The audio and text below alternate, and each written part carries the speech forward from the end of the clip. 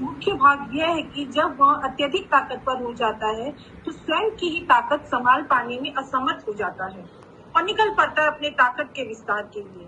परंतु विस्तार करते करते वह ऐसी सीमाओं का उल्लंघन कर देता है जो पूरे प्राणी जगत के लिए कष्टकारी बन जाता है। तात्पर्य यह है कि पहले हम स्वयं ही व्यवस्थाओं को बिगाड़ते हैं और फिर सुधार का झंडा लेकर नारेबाजी करने लगते हैं, और उसी का ही परिणाम है पर्यावरण दिवस, नारी दिवस, योग दिवस इत्यादि। क्योंकि हम पराधीनता से कैसे बाहर निकलना है इसी अध्याय को पढ़ने में इतने व्यस्त है कि स्वतंत्रता कैसे कायम रखनी है उसका चैप्टर अपने पाठन सामग्री में सम्मिलित करना ही भूल गए या नहीं कर पा रहे हैं। सुधार को इतना अधिक महत्व देते हैं कि व्यवस्था को व्यवस्थित, सुसंगठित भी रखना परम आवश्यक है। इस पर से हमारा ध्यान हट जाता है।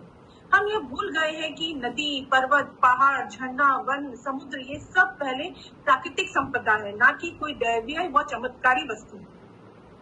प्रकृति इन संपदाओं का मालिक है, वही इसका अधिकारी है और उसने हमें अर्थात मनुष्य को मात्र उधार स्वरूप इन्हें इस्तेमाल करने की अनुमति भर दिया है, लेकिन पूरी मानव जाति स्वयं को इनका मालिक समझने का दुस्साहस कर रहे हैं। इसके परिणाम स्वरूप आज मानव जाति के पास जमीन ही नहीं बची है।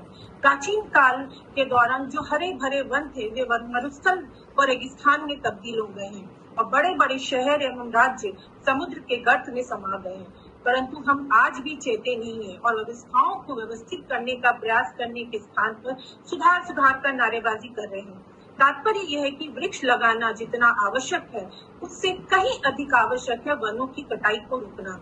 उसके लिए जितने भी नियम और कानून बनाए जाए वो कमी है, उनको बहुत ही कठोरता से पालन करना प्रत्येक मनुष्य के लिए आवश्यक है, लेकिन जो हम नहीं कर रहे हैं।